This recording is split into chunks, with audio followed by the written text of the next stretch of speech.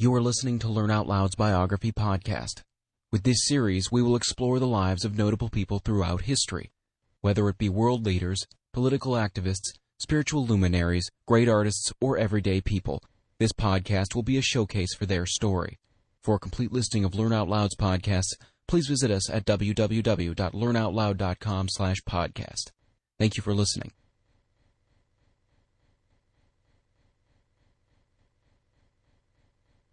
Childhood, Boyhood, Youth by Leo Tolstoy.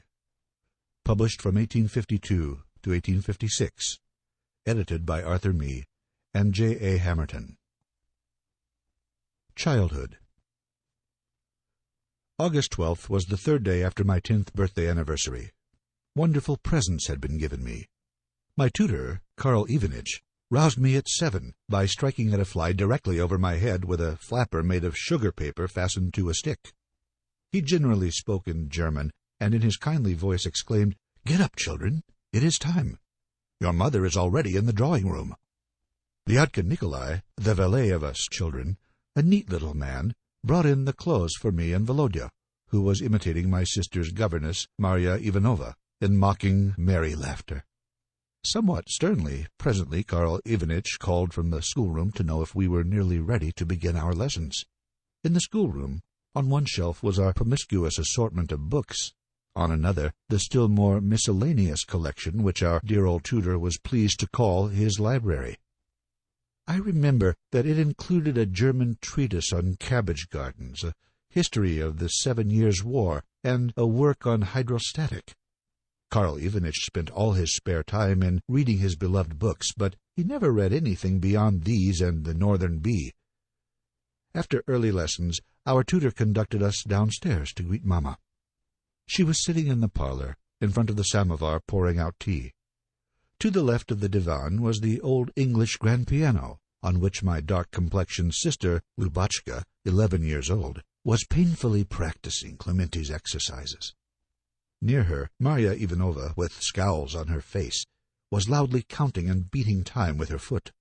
She frowned still more disagreeably at Karl as he entered, but he appeared to ignore this, and kissed my mother's hand with a German salutation. After mutually affectionate greetings, Mamma told us to go to our father and ask him to come to her before he went to the threshing floor. We found Papa angrily discussing business affairs with Yakov Mikhailov, the chief concern being apparently about money from Mamma's estate at Kharbarovka, her native village. A large sum was due to the council, and Yakov pleaded that it would be difficult to raise it from the sale of hay and the proceeds of the mill. "For example," said he, "the miller has been twice to ask me for delay, swearing by Christ the Lord that he has no money. What little cash he had, he put into the dam." Yakov was a serf, and was a most devoted and assiduous man, excessively economical in managing his master's affairs, and constantly worried himself over the increase of his master's property, at the expense of that of his mistress. For some days we had been expecting something unusual, from preparations which we saw going on for some journey, but an announcement from Papa at length surprised us terribly. He greeted us one morning with the remark that it was time to put an end to our idleness, and that as he was going that evening to Moscow, we were to go with him, and to live there with our grandmother, Mamma remaining on the estate with the girls. My thoughts were mingled, for I was very grieved for the sake of Mamma, yet I felt pleasure at the idea that we were grown up. For poor Karl Ivanych, I was extremely sorry, as he would be discharged. On my way upstairs, I saw Papa's favorite greyhound, Milka, basking in the sunshine on the terrace, and ran out, kissed her on the nose, and caressed her, saying, "Farewell, Milochka, we shall never see each other again." Then, altogether overcome with emotion, I burst into tears. My father was a chivalrous character of the last century, who regarded with contempt the people of the present century. His two chief passions were cards and women. He was tall and commanding, bald, with small eyes ever twinkling vivaciously, and a lisping utterance. He knew how to exercise a spell over people of every grade, and in the highest society he was held in great esteem. He seemed born to shine in his brilliant position, and was an expert in the management of all things that could conduce to comfort and pleasure. A lover of music, He sang to his own piano accompaniment operatic songs, but had no liking for Beethoven's sonatas and other scientific compositions. His principles grew more fixed as years rolled on. He judged actions as being good or bad accordingly as they procured him happiness or pleasure or otherwise. He talked persuasively, and he could represent the same deed as either an innocent piece of playfulness or of abominable villainy. Happy days of childhood that can never be recalled. What memories I yet cherish of them! I see Mamma just as plainly as when she so long since was talking to someone at the tea-table. Presently she stroked my hair with her soft hand, saying, "Get up, my darling. It is time to go to bed. Get up, my angel." I spring up and embrace her and exclaim, "Dear, dear Mamma, how I love you!" With her sad and fascinating smile, she places me on her knees, is silent a while, and then speaks. "So, you love me very much. Love me always, and never forget me. If you lose your mamma, Nikolinka, you will not forget her?" She kisses me still more lovingly, and I cry with tears of love and rapture flooding my face, "Oh, do not say that, my darling, my precious one." Will that freshness, that happy carelessness, that thirst for love which made life's only requirements ever return? Where are those pure tears of tenderest emotion? The angel of consolation came and wiped them away. Do the memories alone abide? About a month after we had removed to Moscow, Grandmamma received a visit from Princess Kornikova, a woman of 45, with disagreeable gray-green eyes, but sweetly curved lips, bright red hair, and insalubrious face. In spite of these peculiarities, her aspect was noble. I took a dislike to her because I found from her talk that she was given to beating her own children, and thought that other people's children, especially boys, needed to be whipped. Another visitor was Prince Ivan Ivanych, distinguished for his noble character, handsome person, splendid bravery, and extraordinary good fortune. He belonged to a powerful family, and lived in accordance with principles of the strictest religion and morality. Though somewhat reserved and haughty in demeanor, he was full of kindly feeling. Prince Ivan Ivanych was a highly cultured man, of most versatile accomplishments. Our grandmamma was evidently delighted to see him, and his magnificent aspect and her liking for him inspired me with unbounded admiration and reverence. He asked why Mamma had not come to Moscow. "Ah," was the reply. "She would have come if possible, but they have no income this year." "I do not understand," replied the prince. "Her Khabarovka is a wonderful estate, and it must always bring in a fine revenue." "I will tell you," said Grandmamma sadly. "It seems to me that all the pretexts are made simply to enable him to live a gay life here, while she, angel of goodness that she is, suspects nothing. She believes him in everything." This conversation should not have been overheard by me, but, having overheard it, I crept out of the room. On the 16th of April, nearly 6 months later, serious news came from Mamma. She wrote to Papa that she had contracted a chill which had caused a fever, that this was over, but had left her in such utter weakness that she would never rise from her bed again, although those about her were not aware of such a condition. She wished him to come to her at once, and to bring her 2 boys with him. She prayed that God's holy will might be done. On April 25th, we reached our Petrovska home. Papa had been very sad and thoughtful during the journey. We at once learned from the steward that Mamma had not left her room for 6 days. I shall never forget what I saw when we entered Mamma's room. She was unconscious. Her eyes were open, but she saw nothing. We were led away. Mamma soon passed away. She was dead. The funeral obsequies took place, and then our life went on much as before. We rose, had our repasts, and retired to rest at the same hours. 3 days after the funeral, the whole household removed to Moscow. Grandmamma only learned what had happened when we arrived, and her grief was terrible. She lay unconscious for a week, and the doctor feared for her life, for she would not eat, speak, or take medicine. When she recovered somewhat, her first thought was of us children. She cried, spoke of Mamma, and tenderly caressed us. Boyhood. On our arrival in Moscow, a change had taken place in my views of things. My sentiment of reverence for Grandmamma had changed to one of sympathy. As she covered my cheeks with kisses, I realized that each kiss expressed the thought, She's gone. I shall never see her more. Papa had very little to do with us in Moscow, coming to us only at dinner-time, and lost much in my eyes, with his ostentatious dress, his stewards, his clerks, and his hunting and business expeditions. Between us and the girls, also, an invisible barrier seemed to rise. We were proud of our trousers and straps, and they of their petticoats, which increased in length. Their showier Sunday dress made it manifest that we were no longer in the country. But soon commenced a period of my life of which it is difficult to trace a record. Rarely during memories of it do I find moments of the genuine warmth of feeling which so frequently illumined the earliest years of my life. Vivid is the recollection of Volodya's entrance at the university. He was barely 2 years my senior in age. The day of his first examination arrived, and he presented a handsome appearance in his blue uniform with brass buttons and lacquered boots. The examination lasted 10 days, and Volodya, having passed brilliantly, returned on the last day no longer in blue coat and grey cap, but in student uniform, with blue embroidered collar, three-cornered hat, and a gilt dagger by his side. Joy and excitement reigned in the whole household. For the first time since Mamma's death, Grandmamma drank champagne and weeps with joy as she looks at Volodya, who henceforth rode into his own equipage, receives friends in his own rooms, smokes tobacco, and goes to balls. But soon another incident happened which is engraven on memory. The dear old Grandmamma was growing daily weaker, and one morning the announcement thrilled us that she was dead. Again the house was full of mourning. In a few months I should be preparing to enter the university. I was, by degrees, emerging from my boyish moods, with the exception of one, a tendency to metaphysical dreaminess, which was fated to do me much injury in after years.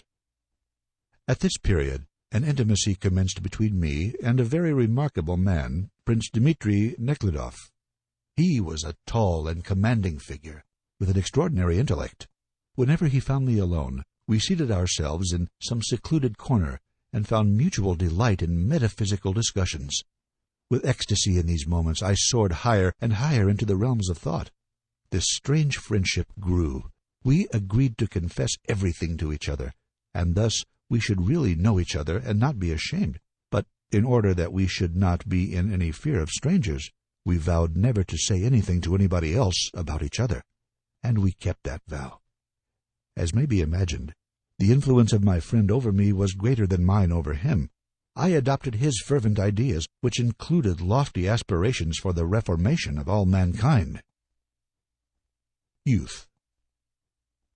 I was nearly 16, and from that time I date the beginning of youth. Under various professors I studied, though by no means willingly, to prepare for the university. At length, on April 16th, I went for the first time to the great hall of the university. For the first time in my life I wore a dress coat.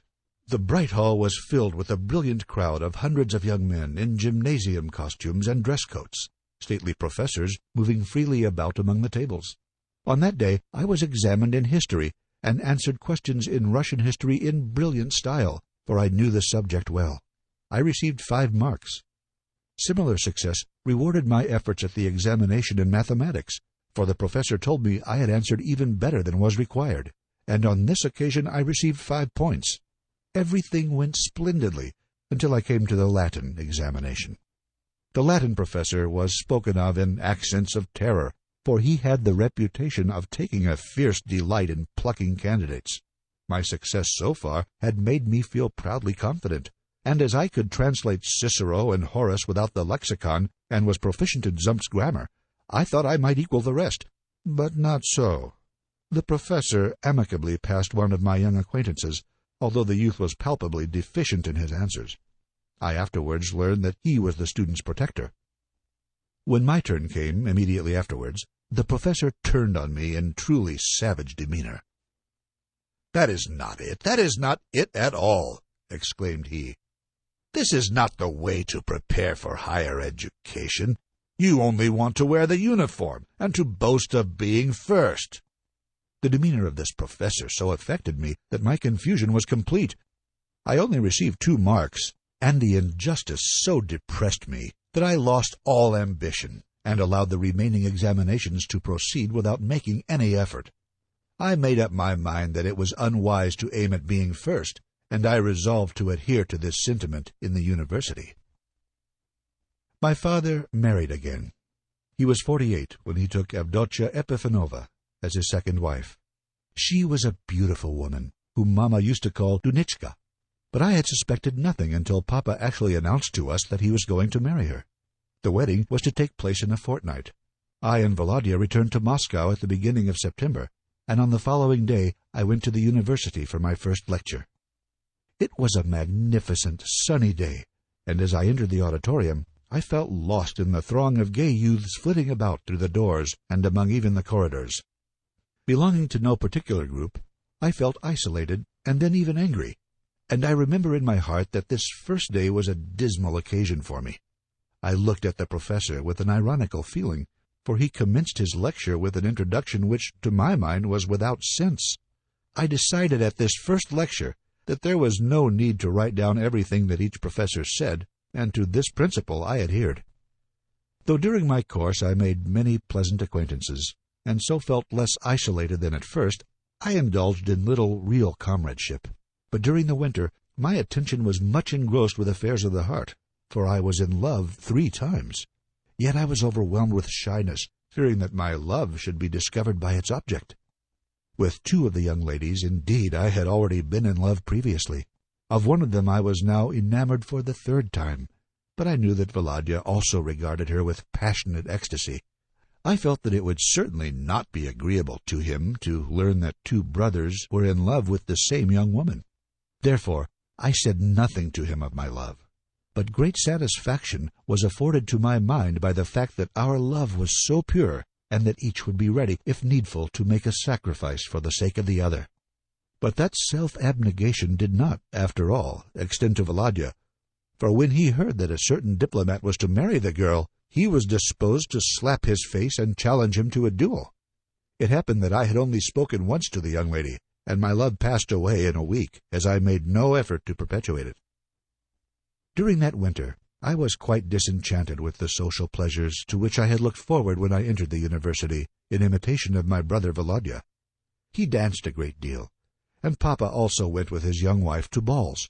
But at the first one which I attended, I was so shy that I declined the invitation of the Princess Kornikova to dance, declaring that I did not dance, though I had come to her evening party with the express intention of dancing a great deal. I remained silently in one place the whole evening. Avdotya's passionate love for Papa was evident in every word, look, and action. We were always hypocritically polite to her, called her chère maman, and noticed that at first she was fond of calling herself stepmother, and that she plainly felt the unpleasantness of her position. Her disposition was very amiable, and she was in no way exacting. My first examination at length arrived. It was on differential and integral calculus.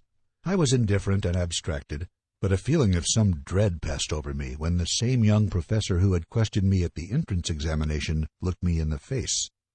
I answered so badly that he looked at me compassionately, and said quietly but firmly that as I should not pass in the 2nd class, I had better not present myself for examination. I went home and remained weeping in my room for 3 days over my failure. I even looked out my pistols, in order that they might be at hand if I should feel a wish to shoot myself. Finally, I saw my father, and begged him to permit me to enter the hussars or go to the Caucasus. He sought to comfort me by saying that it was not so very bad, that arrangements might be made for a different course of study. After a few days I became composed, but did not leave the house till we departed for the country. I may some day relate the sequel and the happier half of my youth.